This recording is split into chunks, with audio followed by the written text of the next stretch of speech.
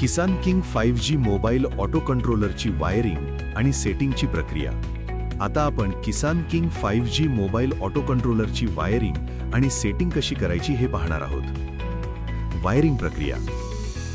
Phase wiring connection. Red, yellow आणि blue या wire फेजला जोडाव्यात. लाल रंगाची लिंक म्हणजेच चालू आणि बंद बटनामध्ये असलेली लिंक काढून घ्यावी. Auto बटनाची wiring. ऑटोच्या दोन वायरिंगमध्ये N आणि V यापैकी एक काळी वायर 95 ला जोडावी. एक चालू बटन जवळ 93 ला जोडावी. काळी आणि पांढरी वायर एकत्र करून 93 ला जोडावी. बंद बटनाजवळ उरलेली एक पांढरी वायर 94 ला जोडावी.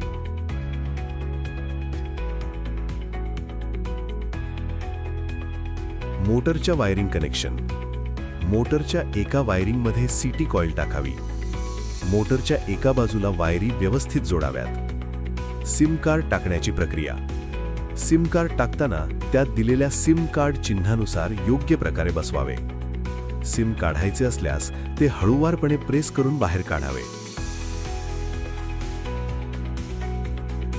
अँटेना वायर म्हणजेच नेटवर्क वायर साधारणतः 10 फूटपर्यंत लावावी. नेटवर्क लाईट ब्लिंक होत असल्यास नेटवर्क प्रॉब्लेम असू शकतो. लाईट स्थिर झाल्यावर नेटवर्क योग्यरित्या चालेल. मोबाईल नंबर सेट करण्याची प्रक्रिया. सिम कार्ड टाकल्यानंतर त्या नंबरवर कॉल करा. 888 असे 3 वेळा दाबून नंबर सेव्ह करावा. ऑटो मोड सुरू करण्याची प्रक्रिया. ऑन बटन 15 सेकंद दाबून ठेवा. ऑटो मोड सुरू होईल. ऑफ बटन दाबल्यास ऑटो मोड बंद होईल.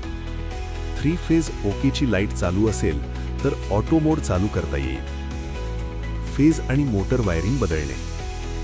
3 फेज ओकेची लाईट बंद असेल तर मोटरच्या 2 वायरी एक्सचेंज कराव्यात. पाणी कमी येत असल्यास मोटरच्या खालच्या 2 वायरी अदलाबदल कराव्यात. बायपास मोड वापरण्याची प्रक्रिया. ऑटो मोडमध्ये काही बिघाड झाल्यास, मोटर सुरू होत नसल्यास साईडला असलेले बायपास बटन एकदा दाबावे. यामुळे मोटर हँड मोडमध्ये चालू किंवा बंद करता येईल. नंतर साईडचे बटन पुन्हा एकदा दाबून ऑटो मोडमध्ये परत आणावे.